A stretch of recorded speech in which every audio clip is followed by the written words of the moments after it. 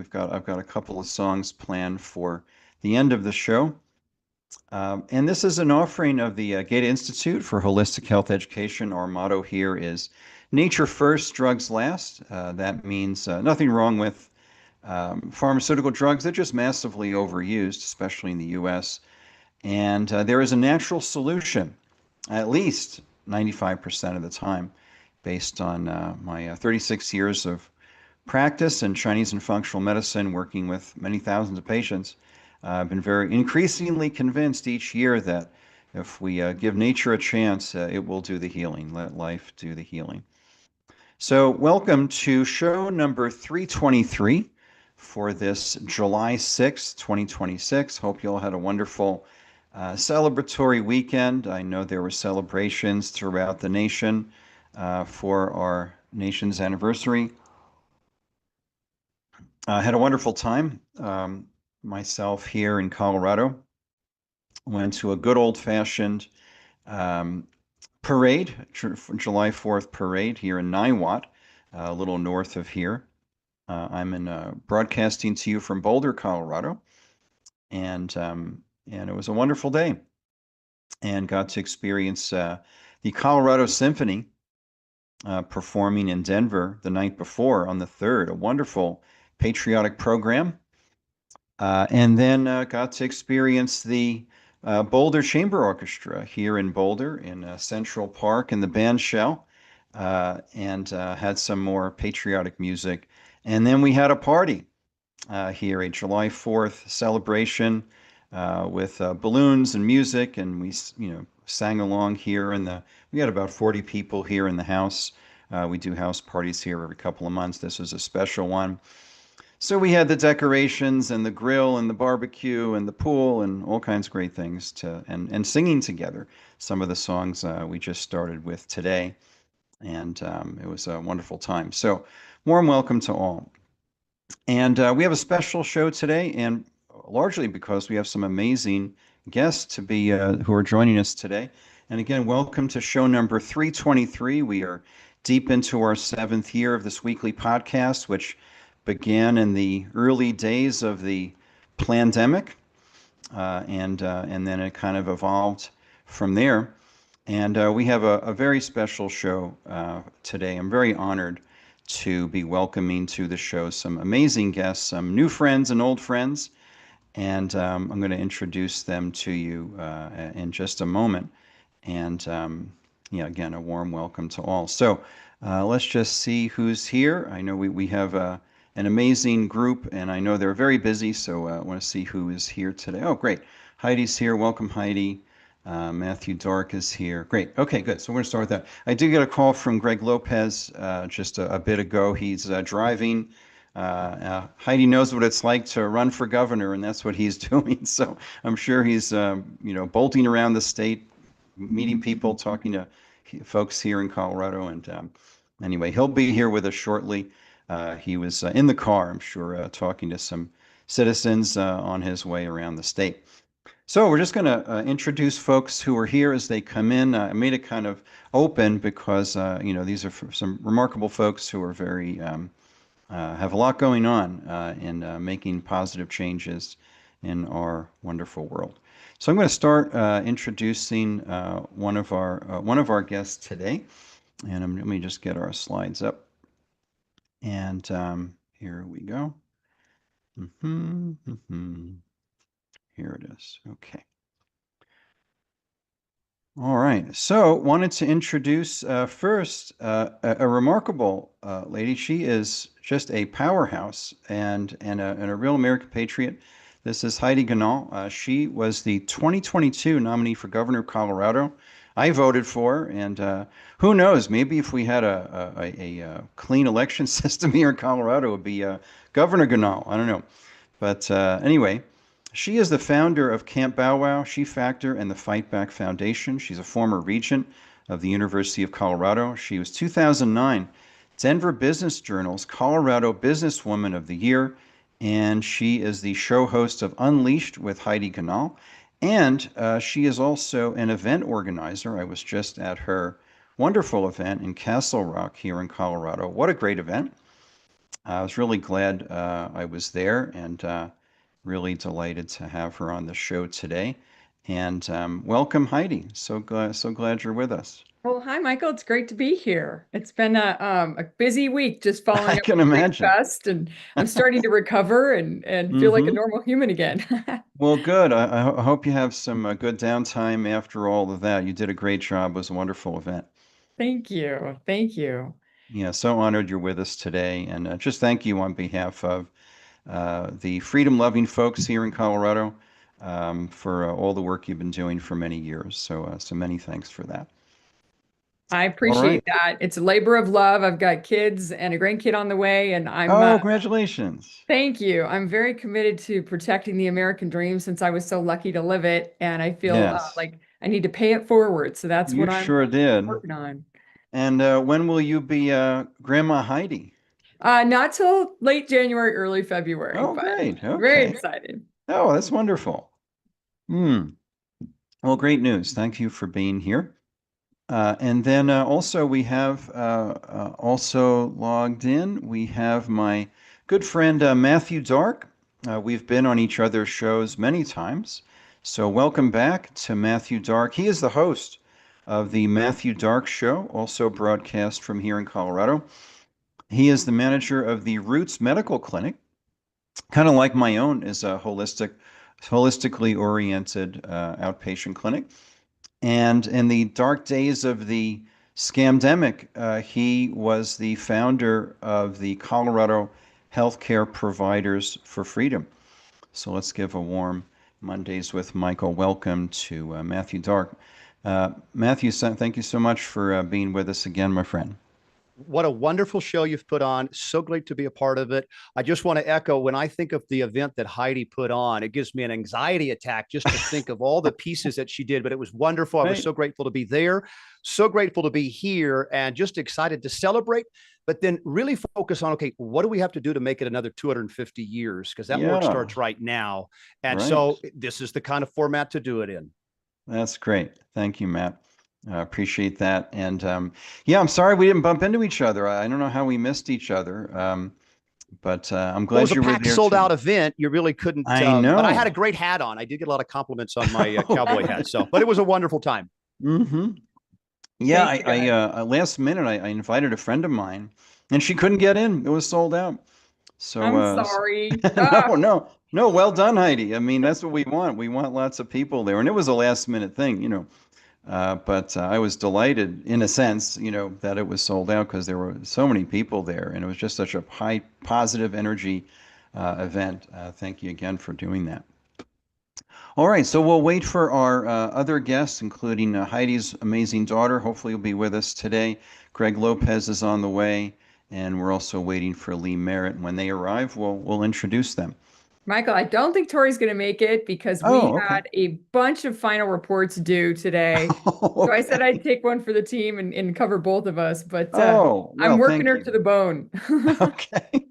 Well, then let me take the opportunity to at least let folks know who your amazing daughter is. You've raised them right. You've got amazing kids, and Oh, thank so you. let me just let's see. Where is she? Here it is. And yeah, sorry, some of our marketing went out before I realized she got married, so my apologies. So That's Tori Stork is Heidi's amazing daughter and another powerhouse here in Colorado. And she is former national committee woman of the Colorado Federation of Young Republicans. She's the co-founder with her amazing mom of the She Factor brand and podcast, and is a very popular, like cult following reporter with her Rocky Mountain Minute, which I listen to just about every day. It's just great I mean, she just makes it easy to stay up to date on what's going on. So she is a reporter for the Rocky Mountain Voice. Recently married. Congratulations there, Heidi, on behalf of your great daughter. So she is Tori Stork, and we wish her well as she does all this reporting stuff today that she's on deadline for. So anyway, just want to give her send her our love as well, and perhaps we'll have a conversation some other time. sounds All good. right. Well, good. So today is really a celebratory time. I invited one or two folks from the other end of the political spectrum. Didn't hear anything back. I was looking to find some common ground. Heidi, I invited Steve Fenberg, who was my former local state senator and was a state senate president, and didn't hear back from him. Wanted to, look for some common ground. Even we may disagree in a lot of things. I'm kind of sure that, a lot of folks just at least share a common love of our country. But that was not to be. Maybe another time. But anyway, today is wanted to kick off our conversation. This is designed as kind of an open panel discussion, and we'll start with you, Heidi. Ladies first. What is this this celebration, this semi-sesquicentennial, this America's birthday? Why is that meaningful to you? And what are the things that bring you joy and pride and gratitude on this special occasion? Well, I love our country so much, and I'm so blessed to have been born here and raised my family here. And just watching all the folks from across the world come for the World Cup has been so fun to see people Yes. get excited about America and everything we stand for and the spirit of who we are. And I think we saw that full force over the 4th of July this last weekend. The fireworks display in DC was something I've never seen anything That was like. astounding. It was Astounding. crazy, but I just feel very passionate about protecting the American dream. I think it's very rare what we have here. It's biblical, and we've got to do our part to make sure it stays the way it is for future generations. And so that's my passion. That's why I do what I do. It's why I put on Freedom Fest. I thought, why is nobody throwing a birthday party for America here in Colorado? That's crazy. So of course, in my spirit of getting things done, I was like, well, all right, we'll do it. Heidi's middle names are getting things done. It's remarkable.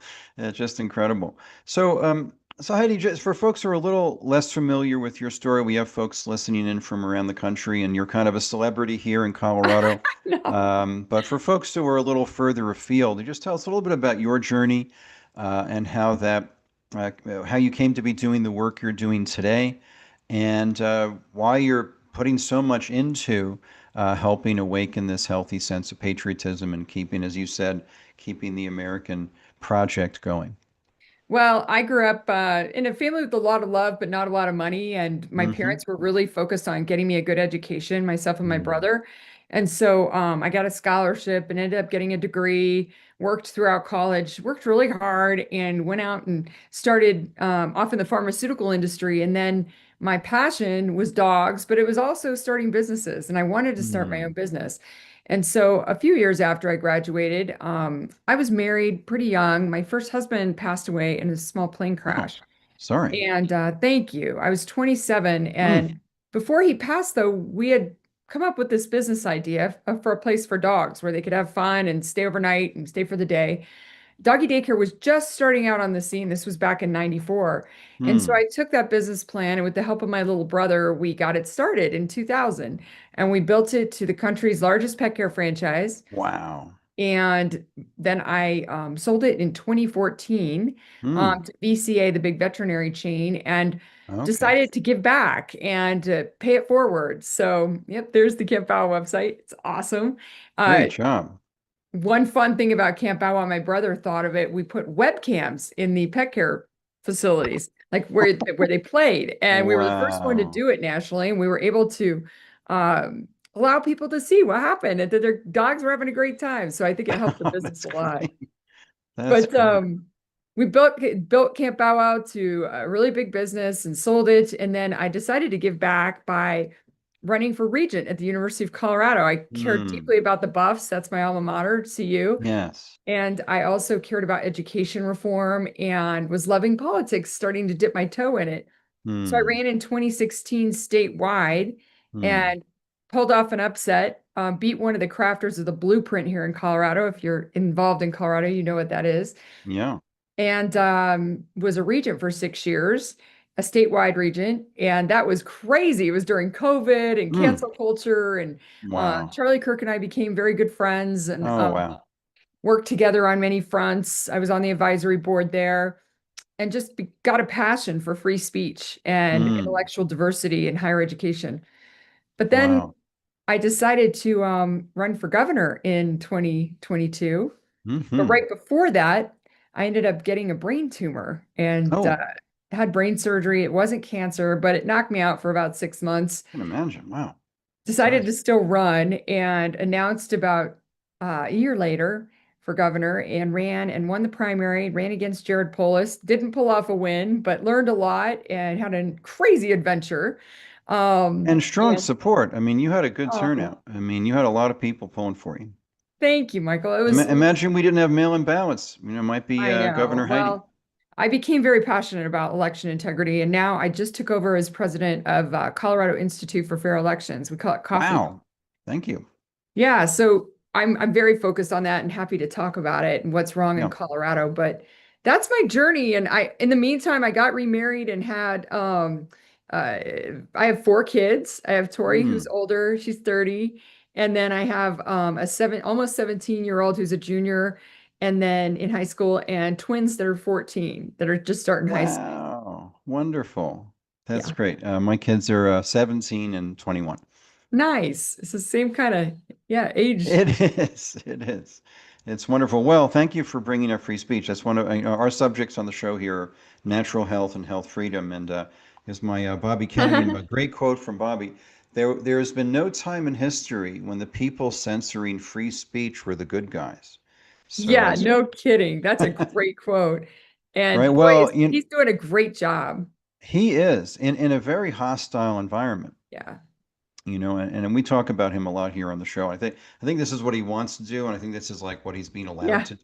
Welcome to Uh, the world of government. Yeah, bureaucracy and all the red tape they wrap you in. It's crazy, right. but I think that one of the most important issues to bring us together in these times is health freedom. And I think you can Mm. bring, the very liberal women who don't want, they want My my body, body, my my choice. choice. And then you have, very conservative folks worried about health freedom as well. And I think it's a Yep. very a very collaborative theme that we should focus on. I agree. It's a great point. I've been speaking on vaccine choice, medical choice, health freedom for the last 25 years nationally. And I've seen it be a dividing issue. And we hear about wedge issues and, things that divide us, but that's kind of a unifying issue. The latest poll that I'm aware of showed about 75% of the country, so that's both sides of the political spectrum, favor healthcare freedom of choice. So what you're saying is very significant and certainly supported by the data. Yeah, I Yeah. think, I think that I think Bobby Kennedy Jr., when we look back, is going to be one of the most important people in Mm. in our history right now Yep. with what he's doing with vaccines, but also around our crops and Yes. around the environment. And I had him come to University of Colorado Boulder when I was a Oh, regent and great. debate Alex Epstein on the moral case for fossil fuels. So it wasn't Oh, about wow. health freedom, but the Wow. conversation did go that way, and it was Yeah. fascinating. And he was a character. I got to hang out with him for a couple days and really Mm. enjoyed it. Oh, that's great. That's great. I know folks around him, Del Bigtree and others. I just haven't met Bobby myself, but we speak of him fondly here week to week, very regularly. Um, so Heidi, you traveled the state running for governor. It's a massive undertaking. Thank you for doing that. Mhm. What did you hear? Like we have a kind of a one party leadership, which has been a catastrophe for the last roughly 20 years. But yet half the state is, registered independent or at least independent leaning, and then about 25-25 Democrat Republican. So it's a very purple state in terms of populace, not certainly represented that way in the leadership. I don't know if you'd agree with all that. Maybe comment on that. But I'm really curious to see, because I know you were traveling throughout the state, talking to people. What did you hear? I know this is a few years ago, but what were you hearing from regular citizens here about stuff, that was enlightening to you?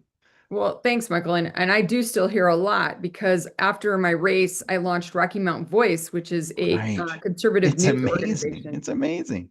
Thank you. And so one of our jobs is to create an army of citizen journalists, and we've got about 50 of those across the state. Wow. And they submit a lot of information to us, and we do events around the state like Freedom Fest. And so I'm constantly hearing from the folks about what's important to them. And one of the most important things is that people who've been here a long time recognize that things have changed dramatically over the last 2 decades. Newer folks that have just moved here in the last 5 to 10 years don't get that. And I call it frogs in boiling water. Like the boiling water has to get so hot that the frogs jump out. Well, all the folks that have lived here for a couple decades or more are ready to jump out. Like they've jumped out. But unfortunately, the people who've moved here in the last 10 to 15 years think, oh, it's great. Nothing's, what's the deal? And they mostly moved here from states where, it was already left leaning. And so they don't see it. But Refugees. Pardon? I call them left UGs. Yeah, that's folks right. fleeing tyranny in California and other places. That's very good. So here's the scoop. On the unaffiliated voters, we just saw this in the primary. We just ran the numbers, and 70% of unaffiliated voters picked a Democrat ballot.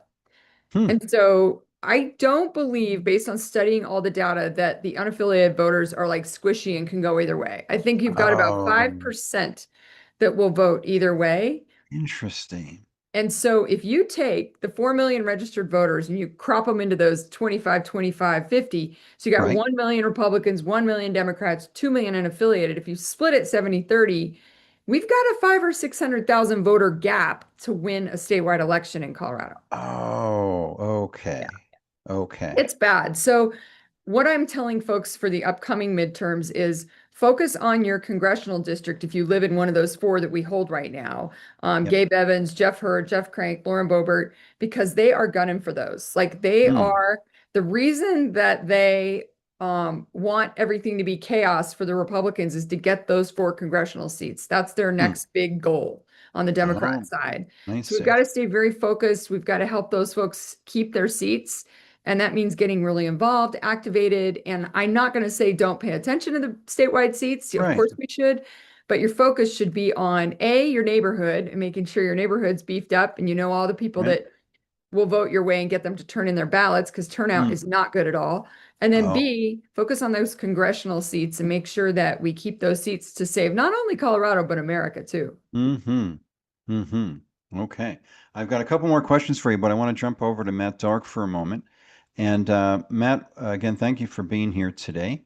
And if you could just share with us your perspective on why this is a great holiday for you.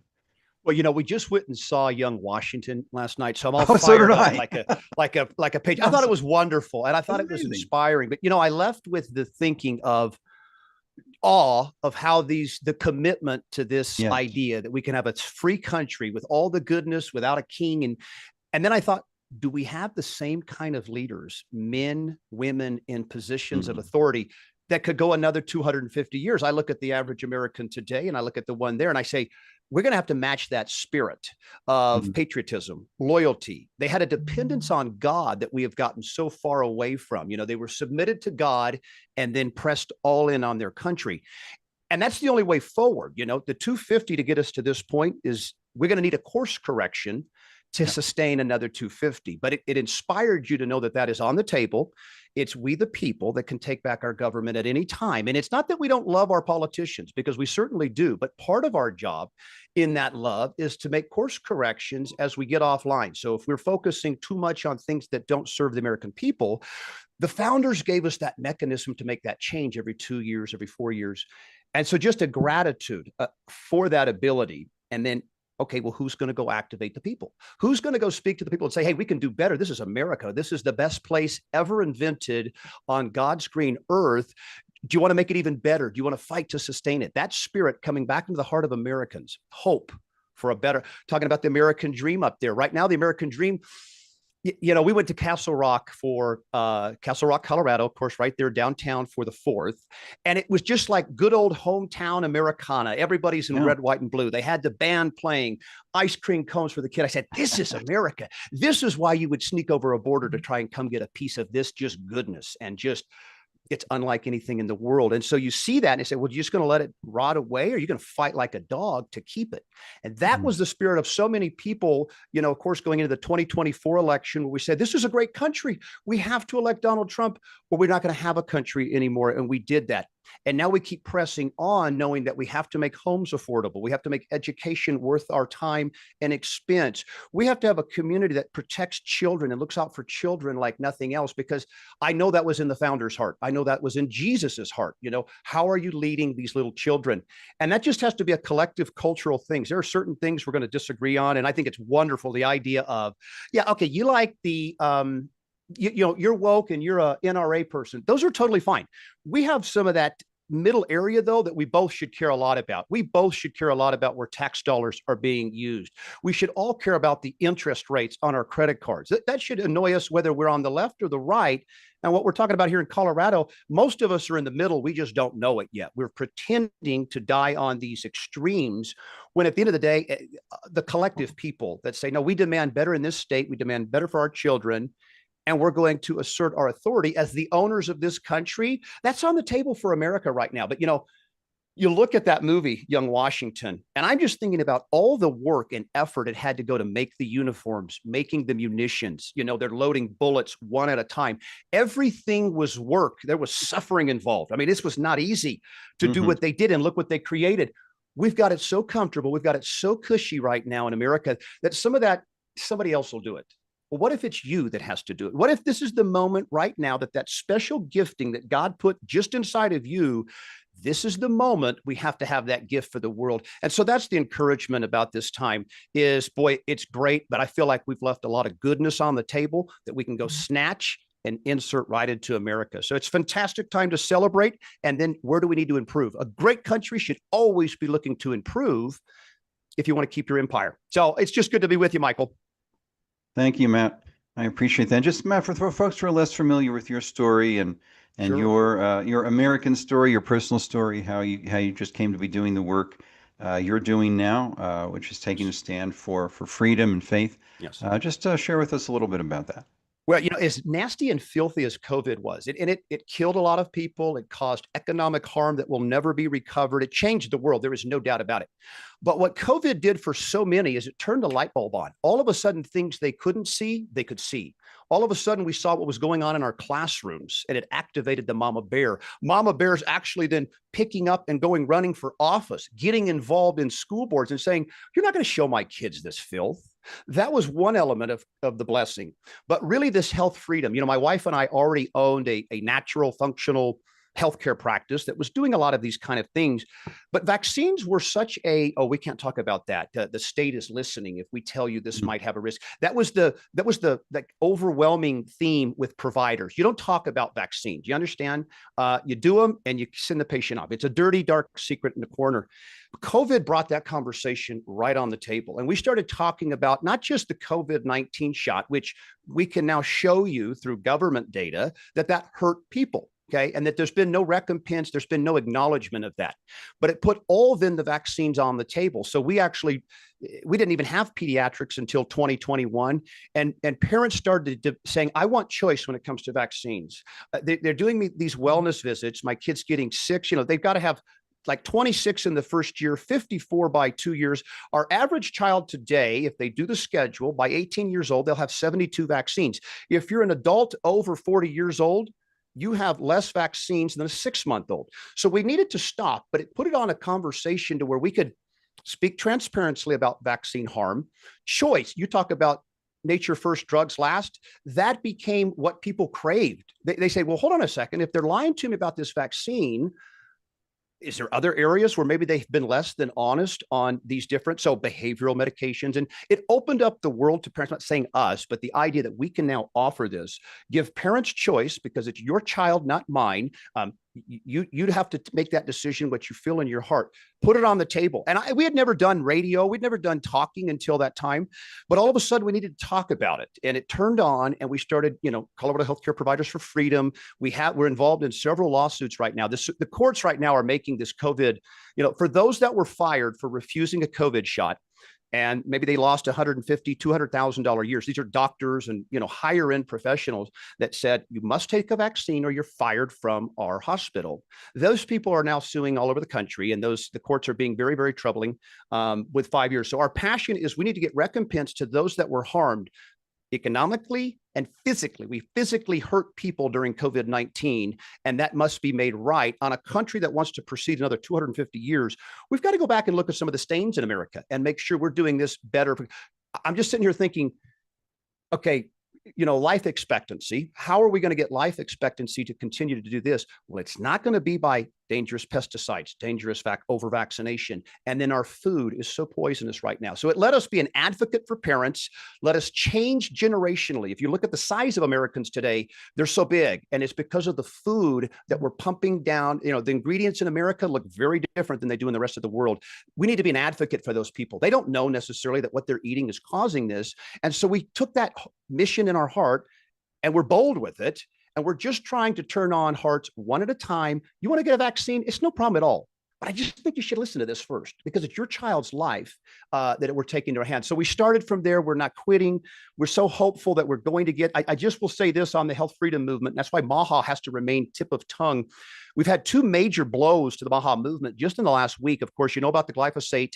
It's now been ruled you cannot sue the makers of that pesticide, herbicide, rodenticide for failure to warn. Of course, it's causing non-Hodgkin's lymphoma, Roundup, which is the most used pesticide in America. Supreme Court just ruled they are going to fall into the same category of immunity as vaccine makers. You can't hold us responsible for your cancers. And so that's going to only get worse. And then, of course, you saw the 9-0 FDA approved the Moderna flu vaccine that will be an mRNA this fall. That is ready to hit the shelves. And so we have another round. So COVID is not dead. Okay. We still need health advocacy. We still need health education. And then I know every mother, once she has the facts, I know that mother will absolutely make the right decision for her children. The problem is we're not giving that mother all the information. And so we're proud to be able to do that and do it boldly.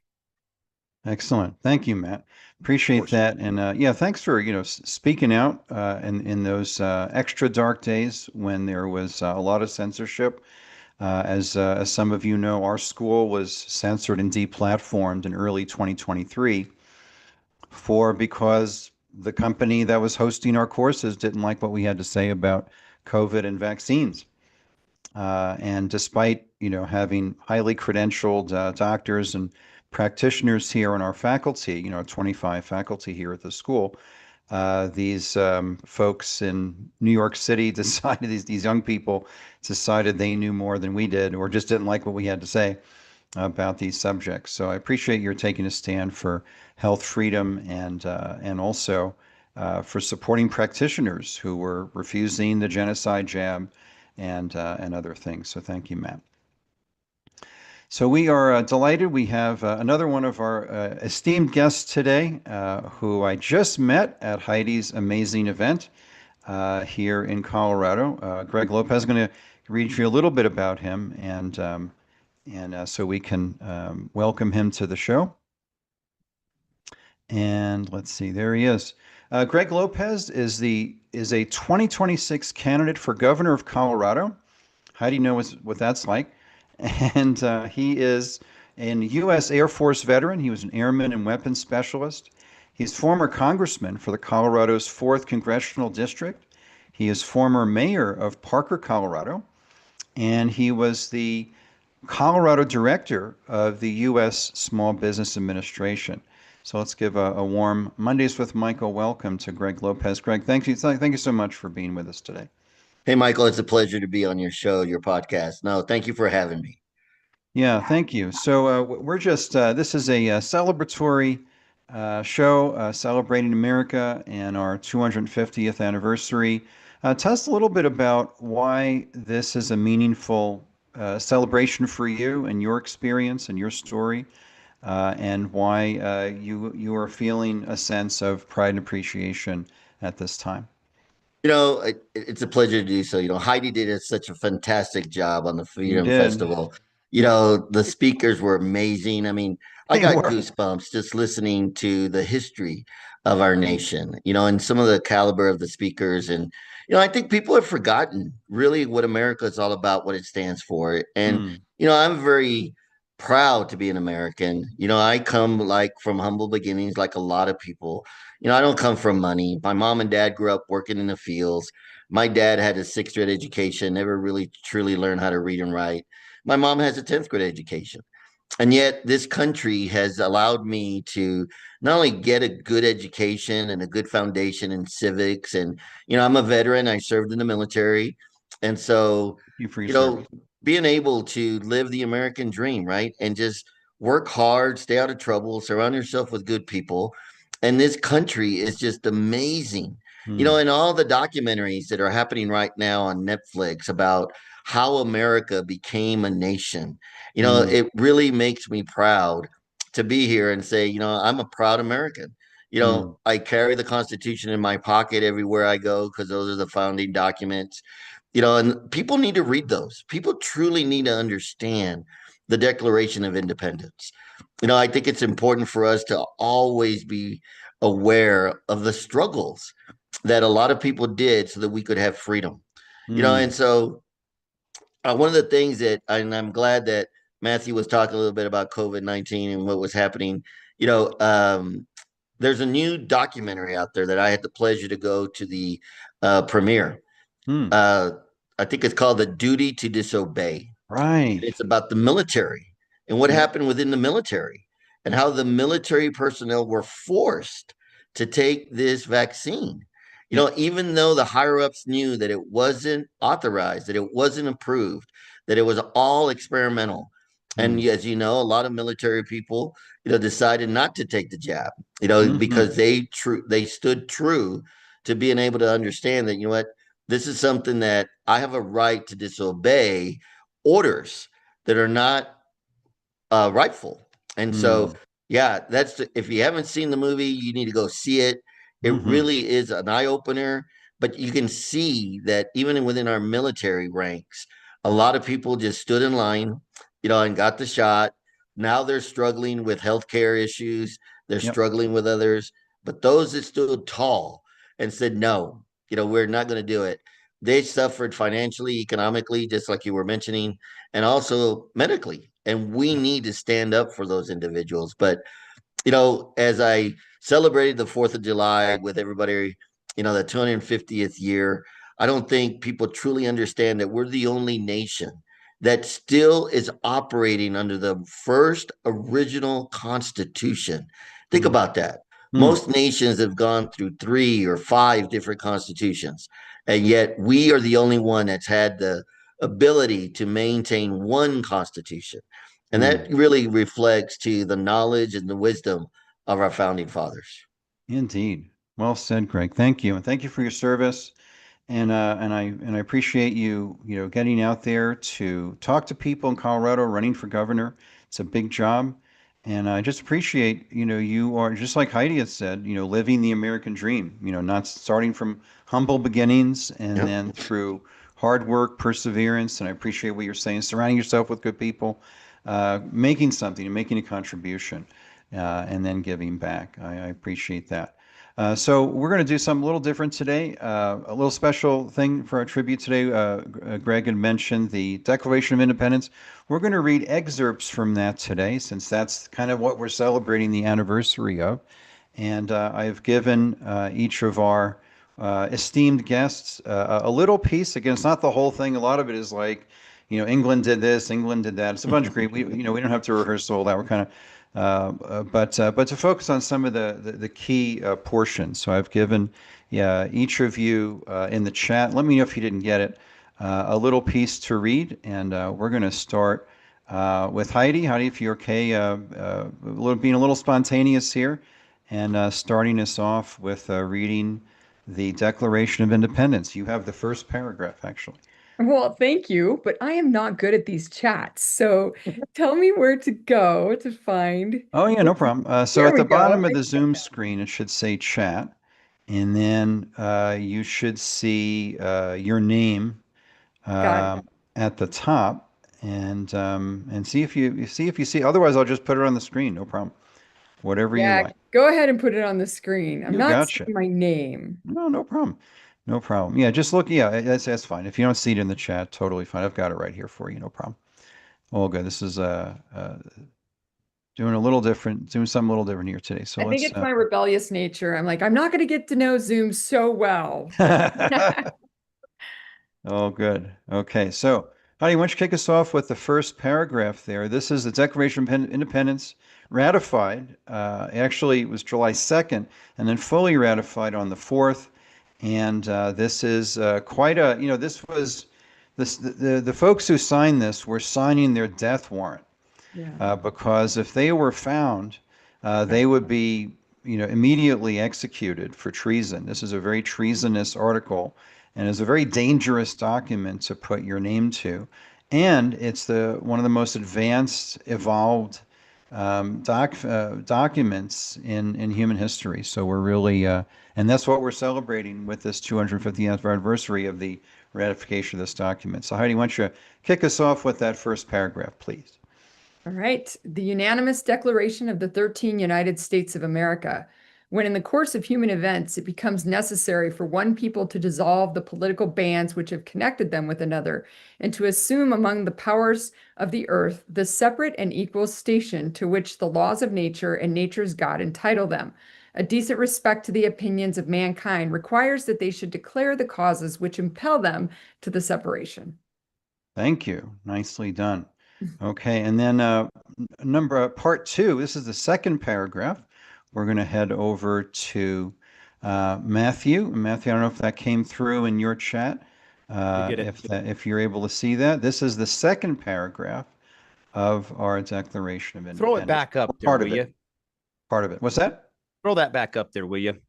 Yeah, sure. I You don't see betcha. it. So you're going to end with the word, you're going to start with the second paragraph, and you're going to end with the word happiness. Happiness is your Excellent. last word.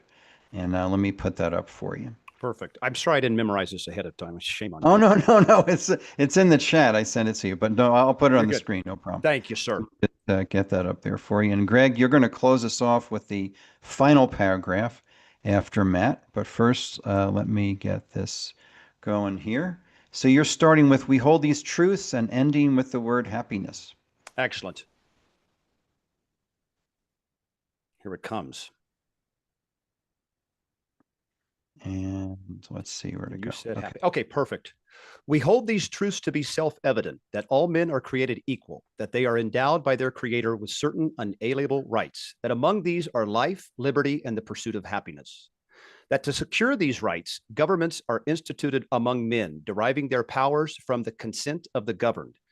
That whenever any form of government becomes destructive of these ends, it is the right of the people to alter or abolish it and institute a new government, laying its foundations on such principles and organizing its powers in such form as to them shall seek most likely to affect their safety and happiness. Excellent. Thank you, Matthew. And then, Greg, I don't know if that showed up in your... No, leave it up. Yeah, I didn't get it either. Okay, so let me give that to you, Greg. So you are starting with the last paragraph, we therefore, all the way to the end. Let me get that scroll down for you.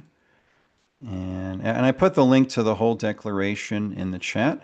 And bring it home there, Greg, with we therefore. We therefore, the representatives of the United States of America, in General Congress, assembled, appealing to the Supreme Judge of the world for the restitute of our intentions due in the name and by the authority of the good people of these colonies, solemnly publish and declare that these united colonies are, and of right ought to be free and independent states, that they are absolved from all allegiance to the British Crown, and that all political connection between them and the state of Great Britain is and ought to be totally dissolved, and that as free and independent states, they have full power to levy war, conclude peace, contract alliances, establish commerce, and do all other acts and things which independent states may of right to do. And for the support of this declaration, with a firm reliance on the protection of divine providence, we mutually pledge to each other our lives, our fortunes, and our sacred honor. Mm, thank you, Greg. That's wonderful. And let's see. Okay, great. Heidi, you've got a scoot. I appreciate your being here today. Just wanted to see if there's any final comments you had did she go already? Okay, looks like she went. Okay. Yeah, she ga- had to scoot, so that's totally fine. So, Matt, Greg, any comments you have that were meaningful to you from the declaration or excerpts we just heard? Well, Michael, I will yeah, tell go you, ahead, Greg. yeah, I will tell you that the last sentence Yep. of the Declaration of Independence is the one that I always read when I'm out Mm, talking to people in the public square, because that really talks about how mm, committed these individuals were and mm. how they fully understood that they needed to stand together, Yep. shoulder to shoulder. And this is a challenge that we face today. I firmly believe that we must all feel as deeply and as passionate about our nation and our independence like they did 250 years Mm, ago. Because mm, if we can do that, then we will make sure that America will continue for another 250 years, if not mm. longer. But we Yeah. must be passionate. And like you said earlier, those that signed this document, they knew that they would be hung if Yep. they were be caught. Yep. And a lot of them lost their fortunes. A lot of them Most lost of their them. families. Yeah. Yeah. Yep. A lot of them lost a lot for us. So Right. no, I think that's the last sentence is what really touches me when I read it. Me too. Me too. Thank you, Greg. And again, thank you for your service in the military, you know, putting your life on the line for our country and preserving the ideals, these Mhm. timeless ideals that were very revolutionary at the Yeah. time, in a historical pattern of absolute monarchy, this brilliant system Yeah. distributing the power to our republic is was quite remarkable.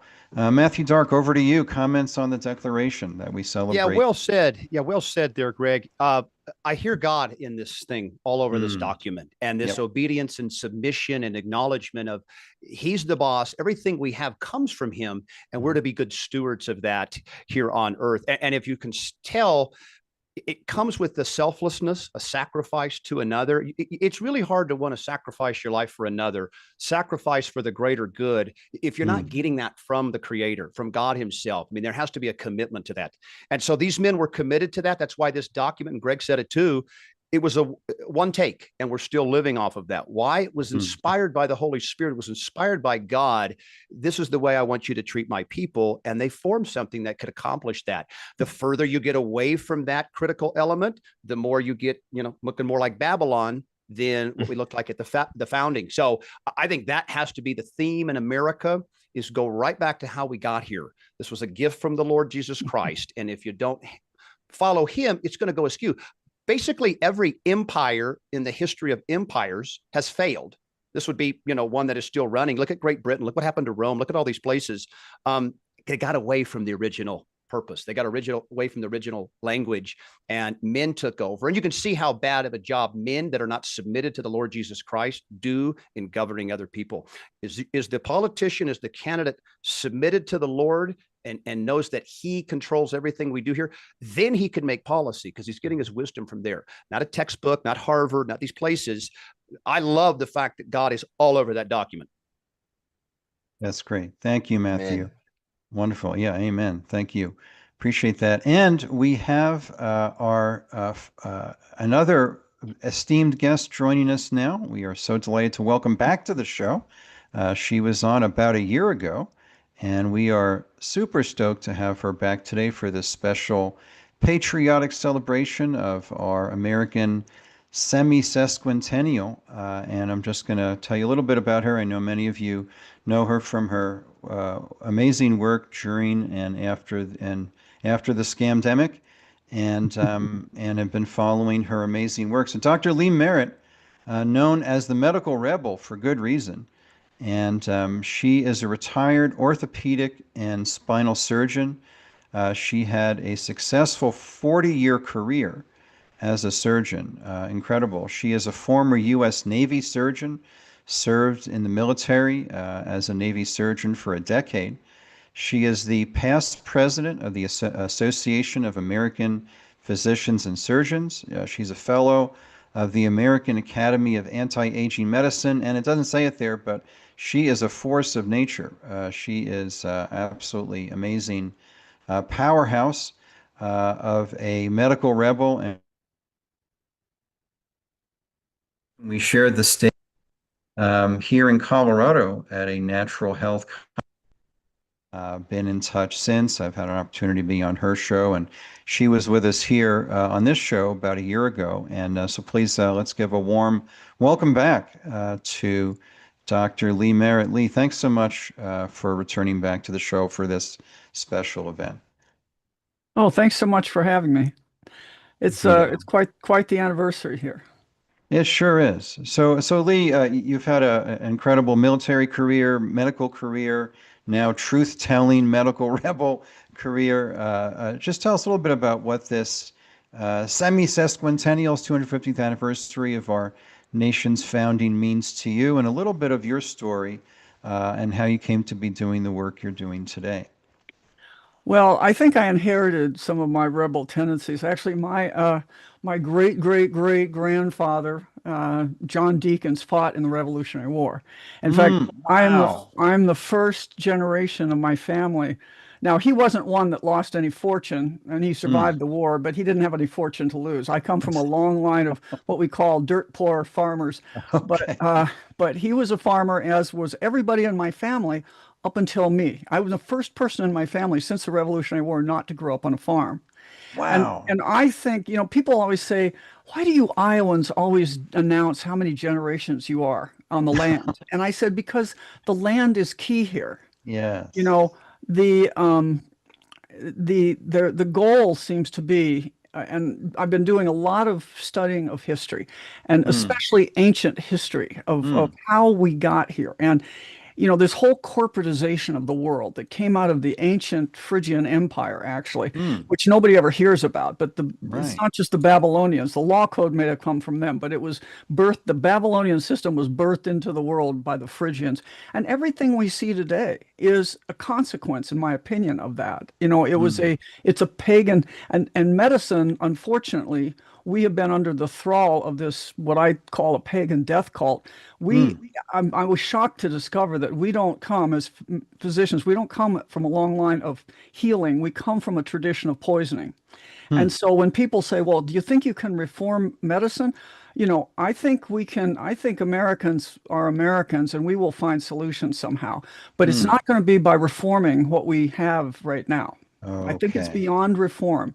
I think we are in a spiritual awakening, and we have to realize that touches all aspects of human life, including your health and wellness. Yes. Yes. And so Lee, what does this American anniversary 250th mean to you?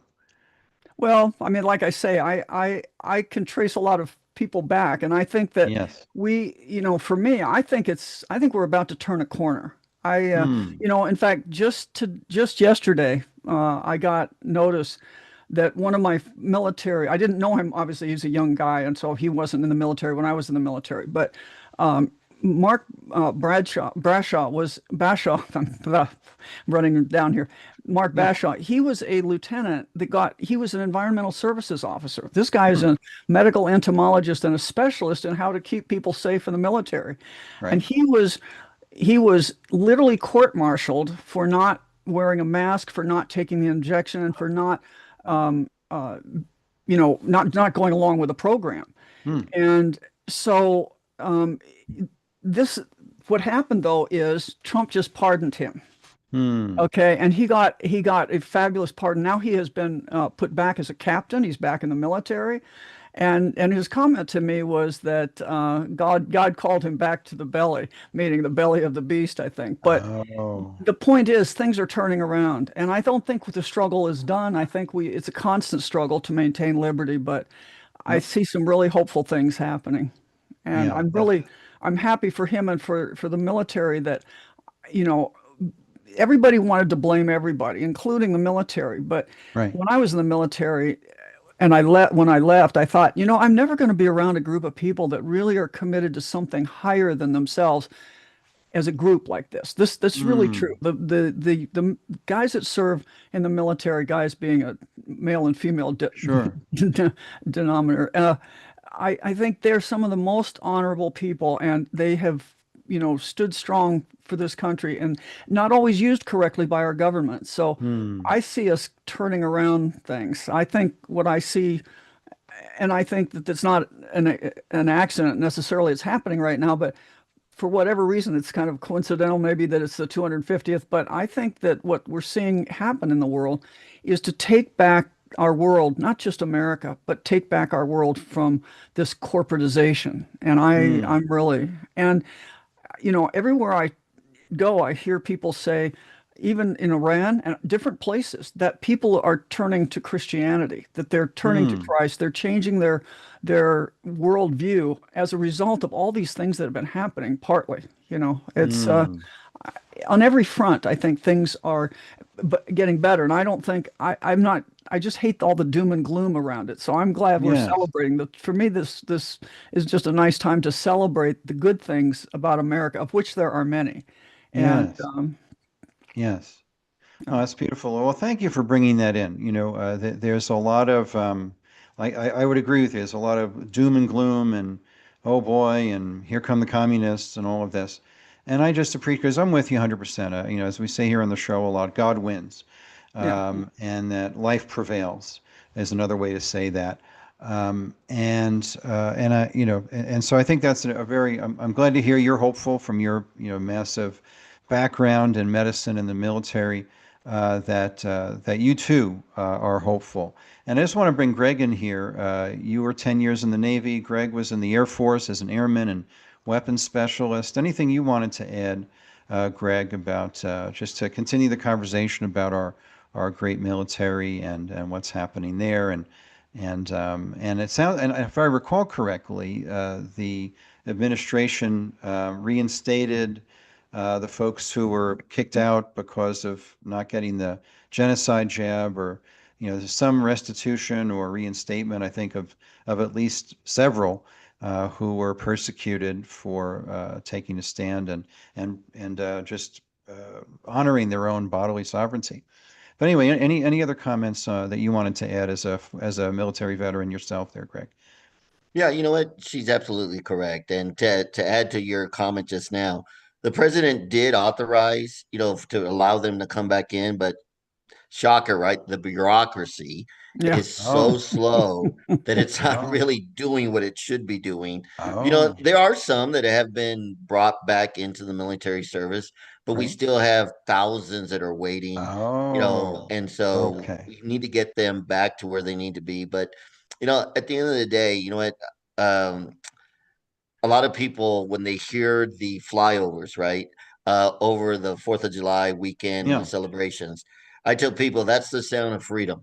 When Mm, you hear the jets just thunder through the sky, that is the sound of freedom for our nation, because it right. shows that we once again are fighting for our freedoms. And like Matt said, look, this is a spiritual battle, and we must always remember that we have a role to play. But ultimately, everything that happens, the Lord is in control. And Mm. so, I will tell you that when I say the Pledge of Allegiance, I'm not very tall. I'm 5'6", but you know what? I stand a little taller when I say the Pledge of Oh, Allegiance that's and great. I hear the Star Spangled Banner. I feel a lot taller than 5'6". That's great. Can I tell you, I'm going to tell you a funny story. This is a Navy story. So I was the third class. Nobody thought I'd make it through this class, but I graduated in the third class Navy diving class from Groton, Connecticut. Oh, wow. 1978. So there's been a number Huh. of years.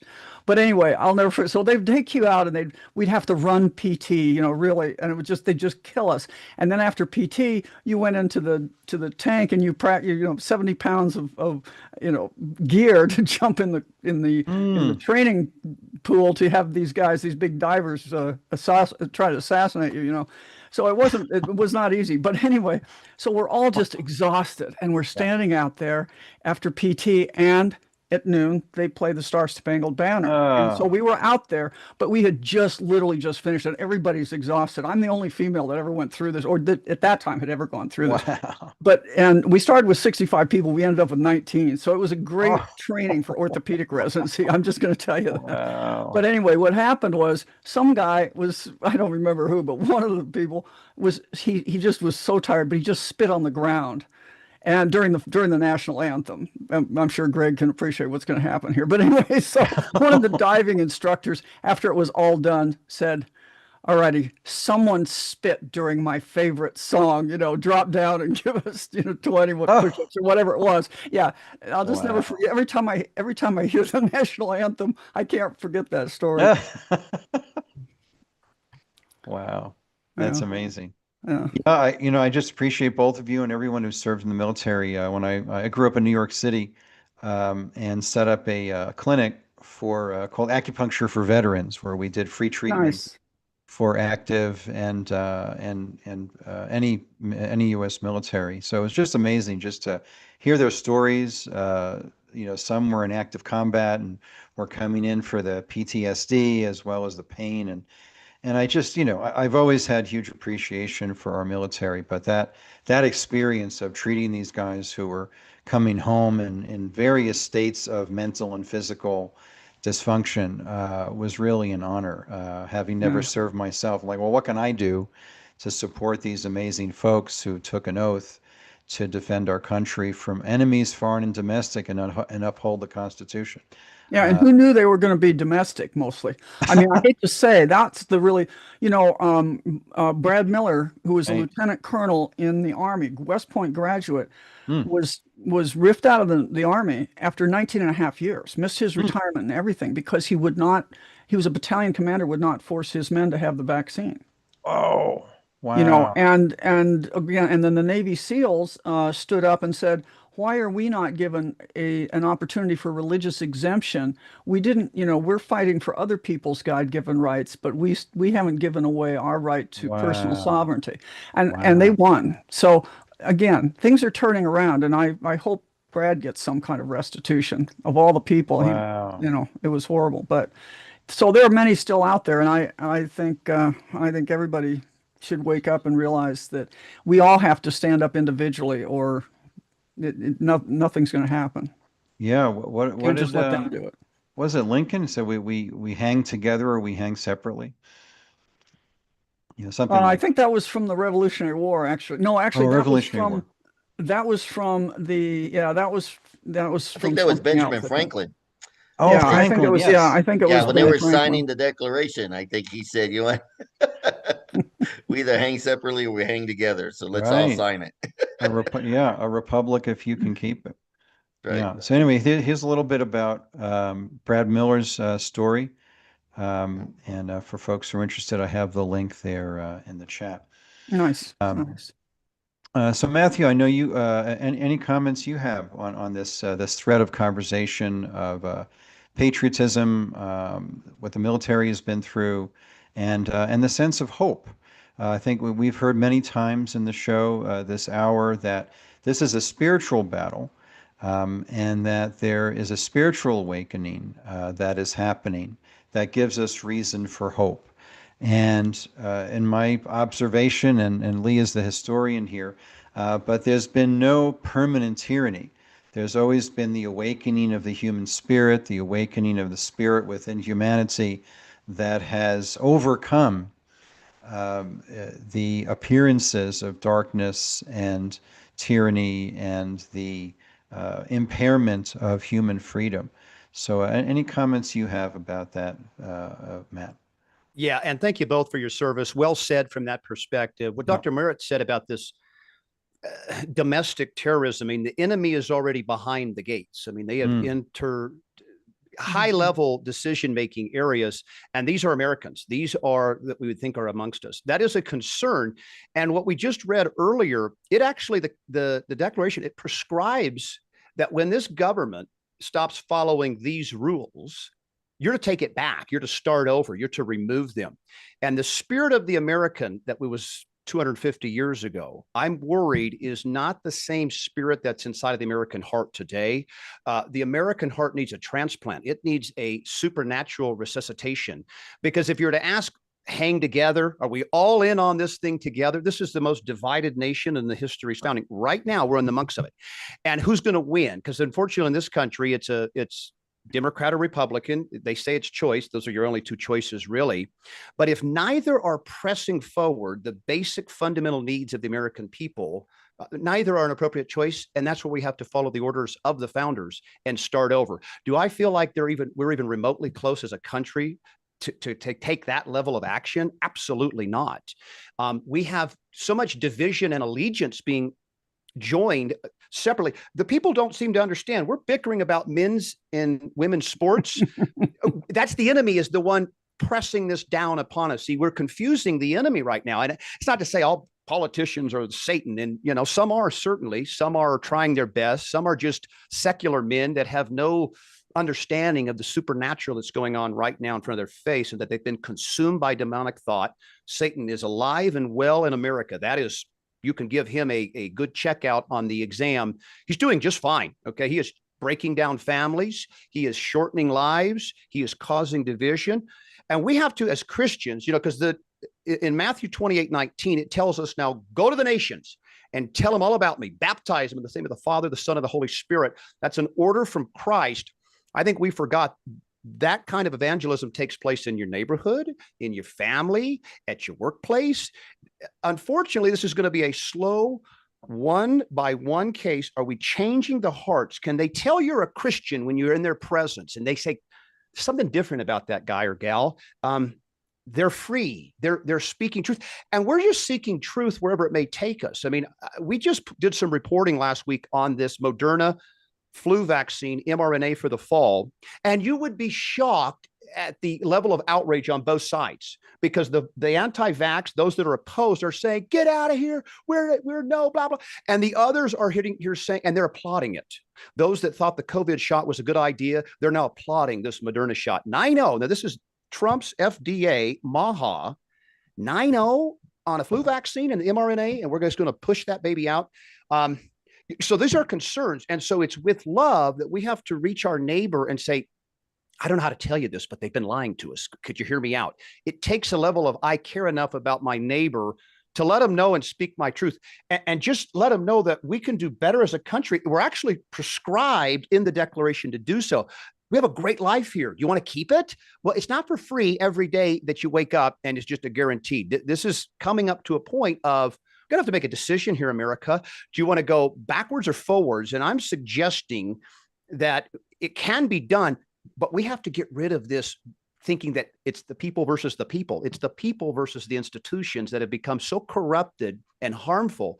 Once everybody sees that, see a government, you're not going to be able to contain the outrage over the taxes, over the fake medicines, over the pesticides that you're shoving down our throat, the fake food that you're feeding our children. 50% of our 5 to 11-year-olds right now, children, are obese. As a nation, we can't allow our children to fall into that kind of health. How are they going to outlive their grandmothers? Their grandmothers weren't eating the stuff that's in the grocery store today. They didn't even exist 100 years ago. Did you guys know? You guys know this, but 90% of the disease today in the world did not exist 100 years ago. Simultaneously, 90% of the food on the shelves of your grocery store, that didn't exist 100 years ago either. So you have grandmothers that were in the 30s and 40s and 50s. They're eating off the land. This is all home cooked meals. Flash forward, everything's in a package for our children. We actually have to go down to that level. Are we providing, preserving, and lifting up our children for their best future? Or are we just, whatever feels good today, get me through the day? And that's where we're at right now. Just get us through the day. We're so busy. We're so chaotic. Mom and dad are working full time. And they took the eye off the ball. They just said, government, I think they'll get this for us. We've got bills to pay. We've got soccer games to get to. And we have to kind of step back and say, I think this is where we need maximum involvement for those that appreciate the freedoms and the blessings of this country. So I still have hope, because this is where, the revolution was 3% of the country fighting for this same cause that we fight for today. I'm proud and glad to be there. if you're effective, though, you're going to get other people. They want to follow that. They want to come alongside that. They want to step out into boldness right now. And this is the moment. Big election coming in November, even bigger in 28. What direction does the country go? Does it turn into something unrecognizable? Or do we start to get that feel back that says, this is America, we're back, and the American people are first? And maybe for the first time since the founding, the American people will be first, and quite frankly, only. Our show is called Christ First, America Only. And I really believe that is a recipe that you have to start over with. And so we're just going to be hopeful, but we're going to be encouraging and hopefully addictive in our passion for a better America. Excellent. Thank you, Matt. I appreciate that. And Lee reminded me of a quote that I use in the seminars quite a bit, which is from a book from 1898. So this is Nature versus Drugs. This is a challenge to the drugging fraternity. And then I'm going to ask Lee to comment on this. Nature versus Drugs, a challenge to the drugging fraternity, written by a fellow New Yorker, where I grew up, August Reinhold, MD, PhD. Drugs kill but do not cure is the second subtitle. A challenge to the drugging fraternity, which, while immense progress has been made in all other sciences, still maintains, just as it did centuries ago, that a sick person must be poisoned in order to be cured. Lee, your comments. Well, yeah. Obviously, this is what I've been telling people for a long time, and I'm going to make a shameless plug here. I'm publishing a book that's going to come out in August called "Escaping the Medical Matrix." Wonderful. And it's talking about the false reality that we live in with false science. Please come back on the show when it's available. Oh yeah, false science and belief in infectious disease that isn't true. So the problem is what we've thought of as disease lots of times was poisoning. And this is one of the, we didn't have a lot of diseases until we started vaccinating back in the early 1800s with the smallpox vaccine, which did not eliminate smallpox. This is not how it works. Now, you know, we can talk about MAHA doing stuff, and I appreciate what was just said, but we have to just say, okay, it's not about arguing whether the mRNA vaccine is good or bad and whether the government should do. It's just walk away from it. If you want to step out of Babylon, you have to just walk away from the vaccines. Take your kids out of school if that's necessary. But here's the other thing is we have a lot more power. This whole thing, not just the medical matrix, is built with false reality. Our whole world is built with a false reality where we think they have a lot of power over us. And an example is, you know, your schools are part of a corporate structure. They're not your government.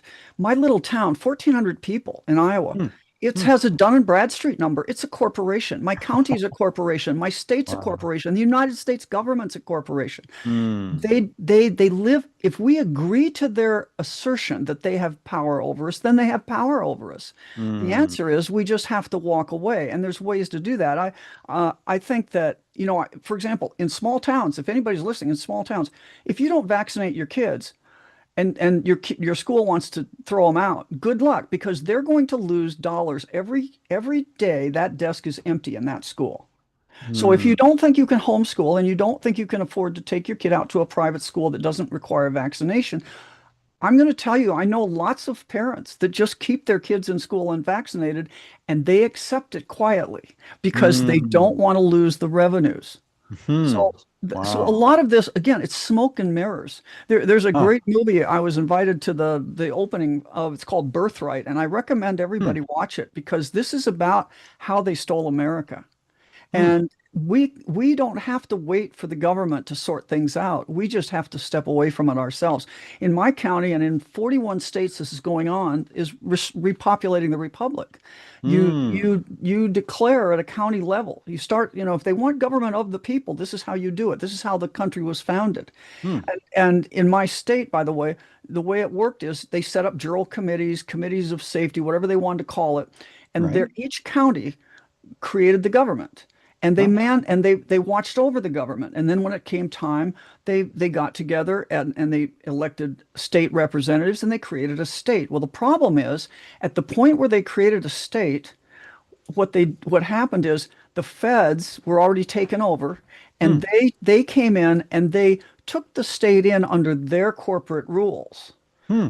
They did not ever sign off. They did not ever ratify our state constitution that the people wrote. And we're Hmm. discovering this now. So Wow. when you go back, everybody can participate in this at your county level. Go take your county back. Put Hmm. up, we actually here's one of the here's my crazy little moments in life.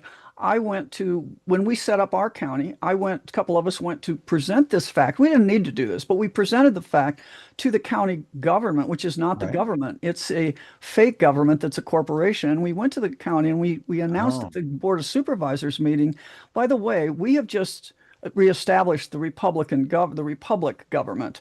Right. And I said, and I have a question for you. We have a McDonald's in the county. Can Right. McDonald's tax my property? And they just looked at me and I said, okay, it's a rhetorical question. But because that some corporation in the county can't tax you, right? Right. But you're a corporation. Hmm. Who are your shareholders? What's your authority to tax me? You see, that's Hmm. where this has to go. We have to take Wow. back when people say we're not the America of the founding fathers, they're correct. Hmm. It changed in the 1800s after the Civil War, Hmm. and it's been run on a fraud ever since. And we Hmm. have to take back the basic mechanism whereby the people can be in charge again. And Wow. I see that is actually happening in the background. So everybody can get involved in that. Oh, that's great. That's great. Well, excellent. Thanks. Is that the state national thing? I've Well, tried- that's not, I mean, that's the bottom line is you're a child of God living on the land. You're Hmm. not a citizen of the U.S. corporation, United States. So we sign a lot of documents. Well, I don't anymore, but I used to. When you sign things like your 1040 tax return, you agree. See, it's all, and I have a quote, and I can't remember the whole quote now in the book, but it's by somebody named Terence McKenna, and it's about how the world is made because of syntax and words. And once you understand how the words are used, you understand that you can just walk away from them. It's all been set up as a fraud, and it has to Wow. do with you agreeing. See, we individually we step in. When we go to school, we sign all these papers for our kids and things. We Right. agree to this contract. When you pay your taxes, you're agreeing on the 1040 that you are a citizen of the District of Columbia. It's essentially what you're agreeing to. Stop agreeing to that and start living in the private in your counties. And I think that's where I see the hope going. We're going to need, God love what's happening in DC, God love President Trump and what's happening, but that's not going to solve it. There's been a meme going around, oh, don't worship Trump. No, who's worshiping Trump? You need a president that will stand behind this, and everybody out there needs to go out and take part in this. I know this sounds like a crazy thought, but you've heard about these people that have tried to drive without registering their cars, without Yes. driver's license stuff. And this kid gets shot in Utah, and it's like it makes a big. But it's like Stalin would assassinate people just out of the phone book, just so that people were terrorized.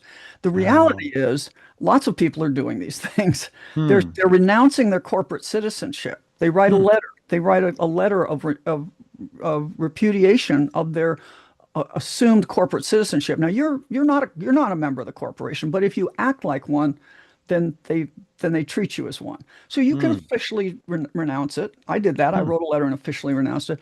My little part of the pie, though, that I've decided that we should take on, if we could break one thing free, it would be registration of cars. Everybody hates that. I don't care what you're, my neighbor, it's either she has to feed herself or register her car. Now, she can't have a car. She has to register it and pay that fee. But I can afford to pay it, but I'm just not going to, because it's not it's been, even the Supreme Court has determined in multiple cases, you can't tax people to travel privately. So if we could break something like that free, that would be a huge win. And I think that's where people waking up, that's why I think Birthright is such an important movie. It teaches you about this. It shows you what's been going on. And I knew, I knew a lot of some of the people in the movie, and I knew a lot of the stuff before, but it really is well done. And I recommend, if people can watch it, it's a good thing to watch. Excellent. So we've got that link in there, birthrightthemovie.com. So just to bring it home here, a couple of things for each of you, and we're going to We're going to start with Greg here, and then I'm going to ask each of you for some closing thoughts. It's been said written in the Bible that without vision the people perish, and maybe one of you know the exact chapter and verse on that. But I'm just going to ask each of you just to share a little bit of your vision for America and what you see in what your vision is for our shared collective future. But before we do that, I'm just going to give Greg a chance to just tell us a little bit about. I know you're running for governor here in Colorado. Thank you for doing that. And this is greglopez.co. And Greg, tell us a little bit about your campaign and how folks can support you. Yeah, look, I am running as an independent. You know, I've decided that both parties are no longer taking care of the people, like, we've been talking about. And so it's time to get the voice of the people back into government. And I will tell you, I've chosen the hardest path to be the governor of Colorado because I'm running as an independent. And just like Matt said, you traditionally you can only have two choices. It's either a Republican or a Democrat. Well, I'm bringing in that third choice. I'm bringing a third choice to the table. I've picked the hardest path to get there, but I will be delivering this Thursday to the Secretary of State's office 12,000 signatures from registered voters across the state of Colorado, which will put me on the ballot in November. Excellent. And so I will be on the ballot. And I will tell you that as I went out there and talked to people, the frustration is real. There are people that are tired of both parties. They don't, whether they're registered Democrats or Republicans, I'm hearing it from them. I'm hearing it that, you know what, I'm sick and tired of what they're doing to my quality of life. They're not listening to me. They don't care about me. They really are just playing the political football. And so this is something that I believe here in Colorado, I am, just to the folks that are listening, I do have the highest ranking title of the individuals that are going to be on the ballot. I'm a former congressman. I was a congressman for the 4th Congressional District. And then you have, of course, Attorney General Phil Weiser. And it looks like on the Republican side, and maybe there's still, it could shift, but right now it seems everybody's accepting or anticipating that a gentleman by the name of Victor Marx, which has no political background, it's going to be the Republican nomination. And so, you can go to my website, greglopez.co. I need your help, right? Need your help to get my voice out there. Every party is going to outspend me, but they're not going to outwork me. Hard work is what's going to get the election, and so I tell people, if you can do $5, $20, whatever you feel comfortable with, every dollar matters. But I'm excited about this. We are going to make a dent into what's happening here in Colorado. And I feel that Colorado is going to select an independent voice that doesn't have to worry about whether the Republicans like them or the Democrats like them. All he has to worry about is what are the people thinking and how are they feeling, and keeping my hand on the pulse of every family here in the state to make sure that our quality of life is better than it's been over the last 8 years. Yeah. Oh, that's great. Thank you, Greg. I appreciate that. I know that's a huge job, and appreciate you putting yourself out there. And I appreciate you saying, about representation. I've been feeling since moving to Colorado 17 years ago from New York City that we don't really have representatives. This is what Lee was saying. We have rulers, not representatives. That I don't think they're representing anybody except their own agenda, it seems. And you're a voice to change that, and I appreciate that. You bet. Thank you, Greg. We'll be back to you with your vision for America in just a bit. We're gonna head over to Matthew Dark, and Matt, I'm just gonna ask you to. I'm just gonna put this up here, and let folks know about your work. So here is your medical clinic, Roots Medical, and anything you wanted to share about that. Well, of course, we're just blessed to be able to run it, operate it, let it kind of fit the niche that is happening in America, which is health freedom, choice, all these things, and to be able to practice now in a non-fearful, oh, the state's going to be all over us if we tell this person a vaccine is dare ever hurt a person. We're just grateful. So it's a privilege. It's a pleasure when you own a small business. It's a third child for us. And so it's a labor of love, but I know it benefits. And the biggest thing, the thing I'm most proud about it, is it has generational change for families. Not only in their choice of vaccinations, their choice in how their lifestyle, their diet, what they're consuming. We've got to get Americans. We're recognizing things that they're packaging in food. That's not food. That's a chemical experiment. That's a science experiment that they just gave your beautiful child. And to deny things like red dye number 40, or to suggest that somehow the medications that we start kids on because they couldn't sit still in school, there's no other way. 70% of our children with a behavioral diagnoses will come out of that diagnoses after about 2 months of proper diet and balance and nutrition, and maybe we're getting rid of some bacteria or parasite, but we're getting the junk out of them, and you're changing families. And so we thank God for the opportunity to continue to do that. Big picture, that changes so much, because guess what? When we're not a sick nation, we don't need you, big pharma. We're good. When we're a nation that cooks and does their own cooking at home, see a big ag, we don't need you either. And so we don't have to sue to get them to go out of business. The environment will take that. The culture will take care of that. We just don't need your product anymore. Yellow cab, it doesn't really exist anymore, thanks to Uber. What we're trying to do is replace industries that were not uplifting the American people, and they're just gone. Pediatricians that are going to require vaccines to stay in their practice, no ill will. They just need to naturally go out of business, because you're saying a blanket cookie cutter will take care of every child. And we totally reject that. And shame on every pediatrician that has looked at that parent in the eye and say, you need to do these. Knowing, and these guys have to know they've hurt kids in the past. They have to know that the autism rate in 1980 was 1 in 10,000. Today it's 1 in 27. They have to know that information. And so big picture, what do we have to be? We have to be a godly nation with godly families, with godly homes, making decisions through discernment and of God's standard, right? So we've become addicted to instant gratification. Everything we want in America right now happens like that. The iPhone, one of the scariest inventions in the history of mankind, much like a car, can be used for good or for danger or fire or a gun. But this one has embedded itself in the face into the American public, and it can accomplish so much bad. It can take us off into so many places. So what we're going to do is continue to evangelize, continue to spread God's goodness. The good news is what we're supposed to be doing on a regular basis. If you really love the Lord, you're going to tell your neighbor about him. And I'm done trying to consider, well, we'll just vote our way out of this. We'll just get Donald Trump in this. And all of a sudden, all of America's problems go away. We have live evidence in front of our face. That is not the way it works. It's in the individual hearts, families. And how do you get there? Well, there's something better. There's something better. His name is Jesus, and it's going to change your world. It's going to change your community. It's going to change your household. It's going to change how you fellowship with others. And I don't want to deprive others of that goodness that has been given to me. So we're going to continue to say that boldly. And if that offends people, no problem.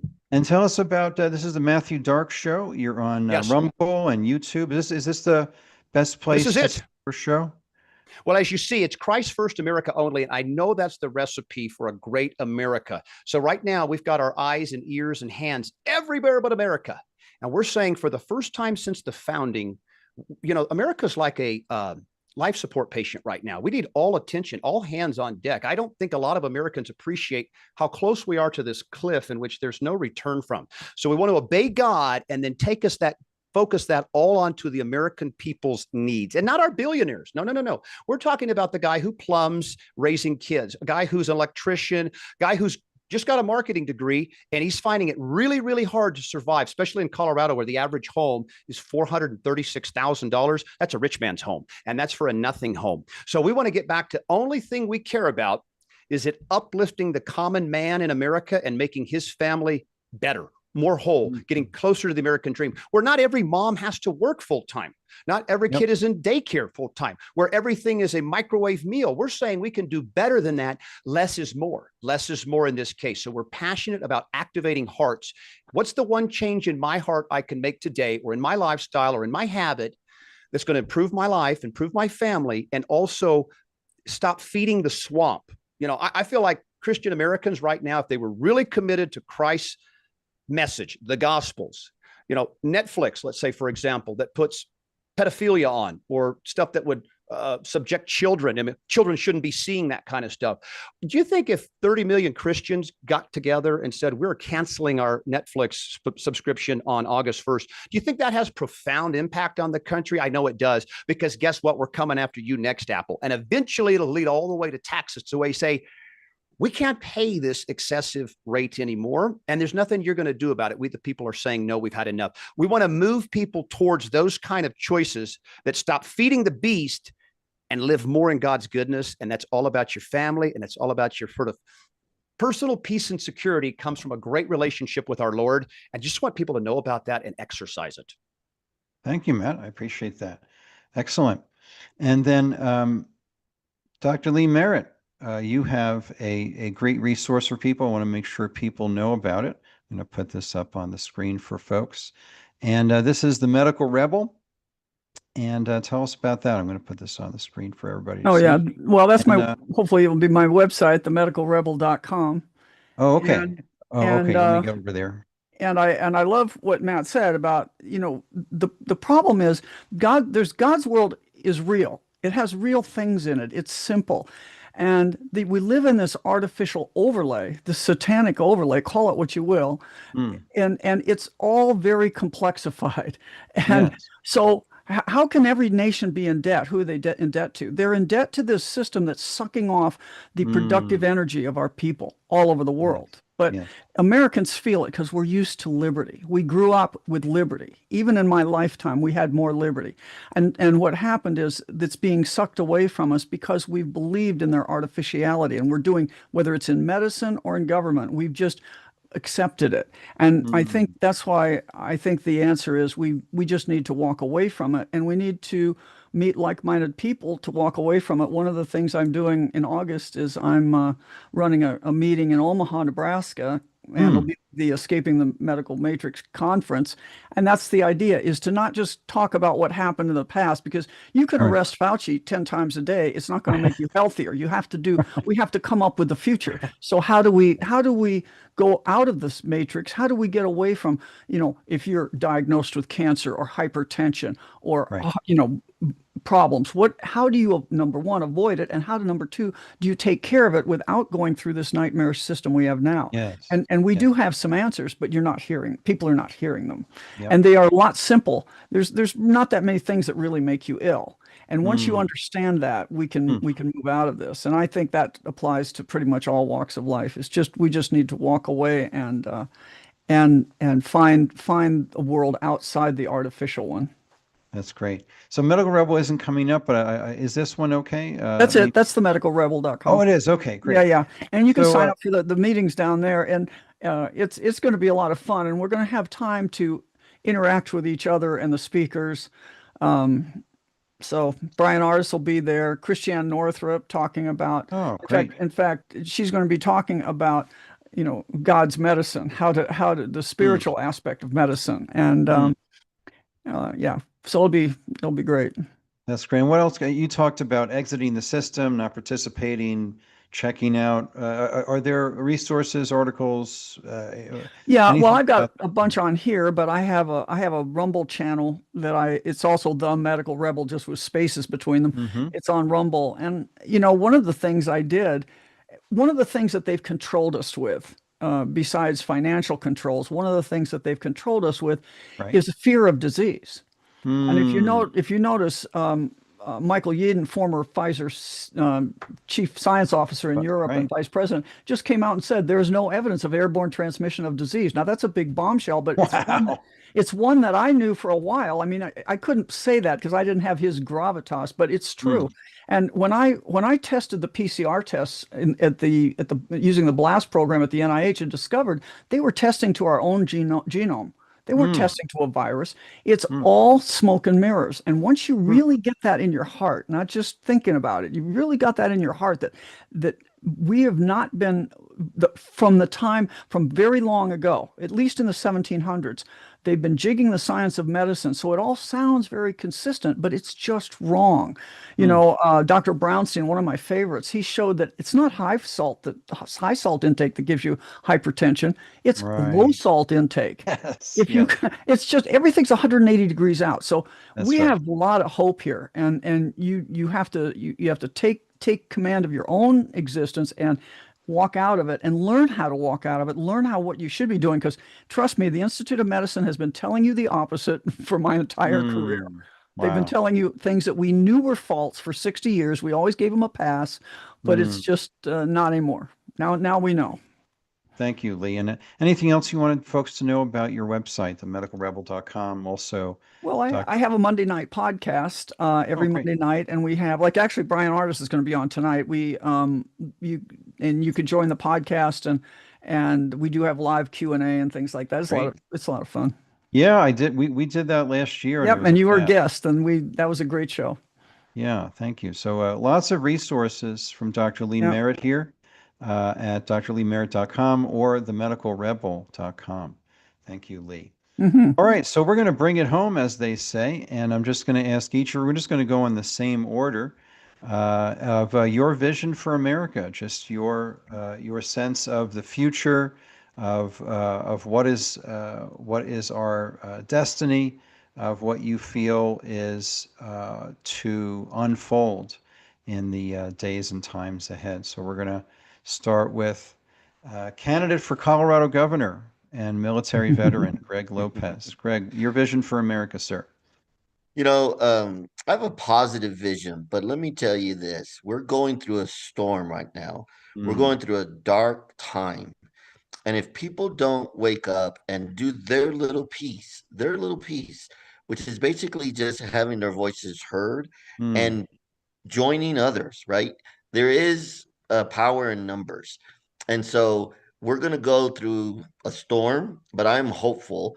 I truly believe that we will find true revival, that the Lord is going to give us another opportunity to stand in the gap, to bring back the Bible into the public square, into the mind of our children, into every aspect of civic society like it was in the very beginning. And it's going to take individuals that will sacrifice, just like our founding fathers, sacrifice their fortune, sacrifice their lives, sacrifice, the material items that everybody wants in America today. We must stand apart from that and always be truthful. But I do see a bright future for our nation. I do see a bright future for our children, but it does rely on my generation, our generation, to make sure that we stay tall when people are trying to challenge that. But America will be great again. It is America the beautiful, and God is watching over it. Beautiful. Thank you, Greg Lopez. Appreciate that. Matthew Dark, your vision for America. Well, echo that what Greg said. It has to be, the book of James says, consider your troubles all joy, right? And so America right now is bombarding us with a lot of troubles. There's a lot of things that are coming down the pipeline that don't feel good. Don't feel how we recklessly waste money, recklessly treat our children. We're actively seeing the greatest cover-up in American history happen before our very eyes, but there's a mechanism to make that go away. It starts in the heart of each individual American saying, no, I'm an American. America is great. And this is actually moving it away. If you owned a company, a family company for the last 100 years, and as the new generations of employees come, it's the culture that founder set that is what's preserved at the 100 years, not the person that's going to be in and out for a year. That culture has to be preserved. And that's the 250 ago that says, you know what? And this is what Christ commands us. He says, love God with all your heart and love your neighbor as yourself. That recipe has to come into your neighborhood, your workplace, your schools, in which we are back to people drive this nation. We are the owners of this country, and we're the owners of this company that a manager is now not cutting it anymore. His performance is down. We love you, but we got to make a change. And we're not doing that. You get these senators and these Congress people in there for 20 and 30 and 40 years. And as America's just done this towards a nosedive to the bottom, 40 trillion in debt, record credit card debt, record healthcare, it's all nobody seems to be able to identify, well, what is it that's going on that I know it's not great. It's because we miss that spiritual element inside of this country. And when you have a connection with the Holy Spirit, when you are walking with the Father, it's discernment that comes every. Why were some people able to recognize the COVID shot as coming straight from Satan, and other looked at it as, oh my gosh, this is taking away every fear I ever had? It's discernment. 80% of Americans took a COVID shot out of fear, right? The fear that they saw on TV, the echoing from Congress saying, this is it, we may not survive, but there's hope. Dr. Fauci and his team are working on it, and they will save mankind. And we know that to be a lie from the pits of hell. So that's the person that we're walking with right now that says, okay, because they're still bore in on it. How do we wake them up? How do we understand that as an American, most of what comes out of government is a lie aimed to hurt you? Okay, the moment Americans start to regain that sort of, yeah, you know what? I don't like to be lied to. And in fact, I'm putting it into it right now.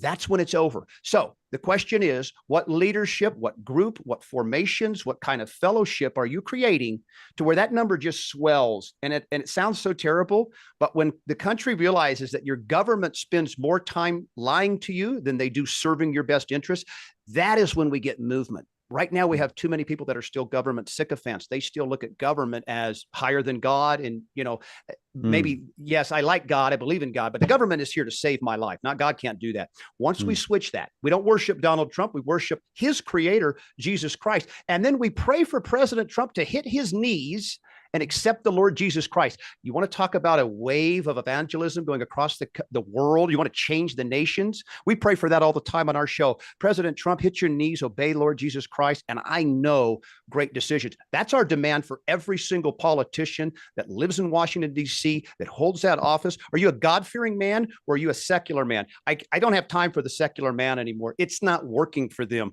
I need somebody, and just going back to young Washington real quick, you got this spirit of humility from George Washington. You know, the passion never left him. He had made a mistake. He had got people killed. He came back humbly and asked for a low servant type position. And then he rose again. It's the humility that we lack in America right now, our leaders and our people, to say, you know what, I made a mistake. And I'm going to fix that mistake, and I'm not going to make that mistake again. We don't see anything like that at Washington. That's the kind of candidate that we can rally behind, and it will have to move into independence. It will have to move into outside of the status quo politicians, because the status quo, there is no chance you make another 250 under this current course we're on. Okay, so we can stop now. We can make things better than ever, but it will take a collective heart change, and then leaders that say, I don't care, kill me, because I'd rather be killed fighting for America than having to protect cover-ups and government deceit and dangerous medicines. I'm not going to live in that world, but I'll die fighting for it. Absolutely. Like Braveheart. Won't you go back many years from now and say, son of a gun, I wish I would have done everything I had to fight for this country, but I was too cowardly. I was too scared. I didn't know how to get activated. And so I just let it happen. And son of a gun, that was a missed opportunity. There's only one shot taking your country back. And I believe it is right now. And I believe now is the time to change the world with that makeover. So I'm still excited. We'll fight until we're dead. All right. Thank you, Matthew Czar. Appreciate that. And we're going to close with a vision from Dr. Lee Merritt. Dr. Merritt, your vision for America. Well, you know, they say that eternal vigilance is the price of liberty. But the other side of that is that what is power? Power, tyranny, is a few stealing from the many. And we've been having that going on. I mean, that's simple. You can see that every day, even in your local county. I guarantee, Scott McKay said this to me one time. He says, I guarantee there's people in your county stealing money from the treasury. Everybody's got that going on. But money is a token. Money is, we use money as if that's the major endpoint. But, you know, are the people that are waging war against us, whether we want to call it the corporations, the cabal, whatever, the deep state, they understand that the real currency is time. That that's why it's in our language. You pay attention, you spend your time. Okay. They know that time is the real thing. And we don't, you know, we get so caught up with the news telling us all these things happening in DC and all over the place. And God love Greg for taking on this, going to run for his state, because we do need people of honor and godly people to run, but it's hard because the way it's been set up is they're so far away from us. And I would just say, if we want to make a difference, start with yourself, start close, start with yourself. Then what can you do to make your family less dependent on the psychopaths that are trying to give them vaccinations? I'll just say that, but it's not just about that. They're also stealing the money from your children's well-being. They're stealing your livelihood. And it's been going on for a long time, but you can take care of your local control as much as possible. Yourself, your family, your community, your county. And I think that's the state, the local and community, everybody needs to get involved somehow, because that's where we're going to take our country back. I think we're going to do it. I just don't think, I think Americans were formed, the Turner thesis years ago, by having to tame the prairie and having to build log houses and sod houses and face incredible challenges. And the people that fought in the Revolutionary War, we're still that people. The people that have been here generation after generation, we are still that people. And we need to recapture that and take it back. Beautiful. Thank you, Dr. Lee Merritt. As Abraham Lincoln said, America is the last best hope of Earth. Yeah, And, still is. it still is. That hasn't changed. It still is. That was 2 centuries ago almost, and it's still true today. So thank you very much for that. And thank you all for being here for this patriotic celebration. We just have a couple of announcements, and then we're going to, as we used to say, play some traveling music. I have a couple more patriotic songs to play for you today, but first wanted to make sure you knew we have a course that just started in our school for holistic health and natural functional medicine. A natural functional approach to fertility is in session now. You can join us. Just go to michaelgaita.com. Presented by Dr. Mark Rhodes, one of the top hormone experts on the planet, an absolute genius when it comes to this.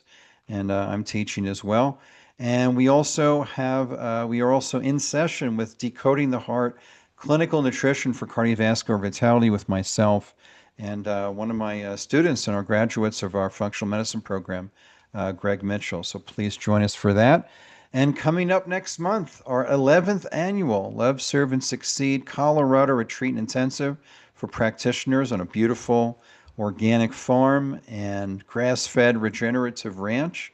Our 11th annual retreat here in Colorado for practitioners. It's going to be a great week, so please join us for that. Again, all the details at michaelgaita.com. And I think, and also if you haven't had a consult for yourself or someone you care about in the last year, it's time to do a good natural functional medicine workup and get your health tuned up. And if you're a practitioner, make sure you know about and take our Natural Functional Medicine Board Certification Program. It's really superb at cliniciansmastermind.com or at michaelgaita.com. So just a couple of announcements for you. I think that was about it. A final quote and then some traveling music to conclude our 250th anniversary celebration. So thankful for our esteemed guests for making it such a meaningful hour.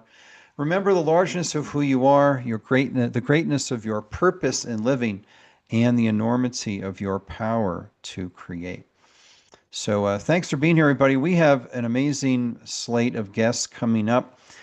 Please, and thank you to all who have been supporting the show through contribution, through purchasing a course, a consultation. All of that helps our team to bring these shows to you every week. And this was show number 323. And so we are just so thankful. And we've had, these are just some of the amazing guests we've had over the last 6.5 years. And coming up next week, we have 2 vaccine truth advocates, very courageous folks. Ronald Owens and Julie Threet will be with us next week, followed by a colleague of Dr. Merritt's, James Thorpe, also a retired physician, and like Dr. Merritt, is a courageous truth teller. He doesn't mess around. And some of that no-nonsense spirit you've heard from Dr. Merritt today, you're going to get that from Dr. James Thorpe. Then we have Curtis Cost on vaccine dangers, and it's going to be a dual show with Richard Hirschman, who's gone very famous for publishing photos of 6 to 18-inch fibrous blood clots he's pulling out of cadavers who've had the genocide jab, followed by Dr. Richard Boshart, a retired surgeon like Dr. Merritt, and he will be with us in August, followed by Nate Kane. You may know him from the Raising Cane show, another military veteran. He's a decorated Army veteran. And then returning to the show, Dr. Isabella Wentz, one of our faculty here at the school.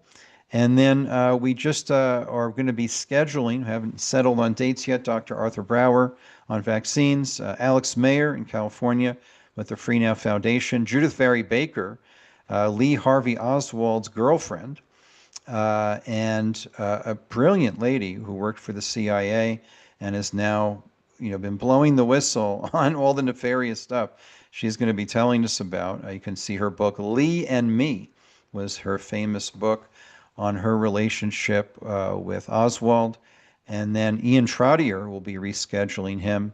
A little bit of a different kind of show, a little off-piste for us today. We usually stick to natural health and health freedom, but he's going to be talking about some other related topics of government corruption. But anyway, we have another, I don't know, dozen guests that we're just looking to get dates for. So thank you for supporting the show. And by the way, if you missed Dr. Merritt's previous show, it's right here. It's from about a year ago. It was a great show, and it's linked right here in our past guests. She's near in the top section here of past guests, and we have our pretty complete archive. We're on Spotify, YouTube, coming soon to Apple Podcasts. We've got an archive of past shows, and all of that is here on the show page. So we have done it. I am just so thankful to Mr. Greg Lopez, Matthew Dark, Dr. Lee Merritt, Heidi Ganal, just for making a wonderful celebration today. And I'm just going to play some music for you to conclude our time. Thank you for being with us. Blessings to you and yours. And have a wonderful week. And we will see you next week. Thanks, everybody. And take care. Thank you, Doctor. Thank you. Blessings. You guys. Okay, and I've got to do my little setup here for the music thing. And then just a couple of songs to close our 250th anniversary show. And I think we've got all the technical doodads set up. Okay, great.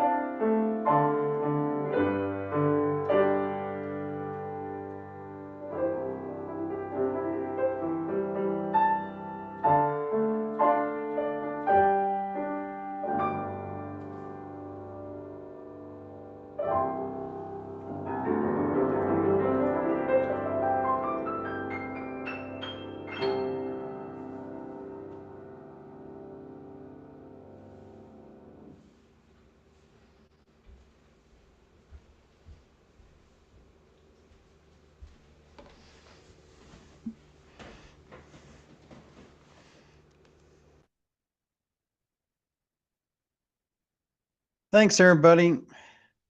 Blessings to you and yours, and God bless America. Thank you. See you next week. Take care.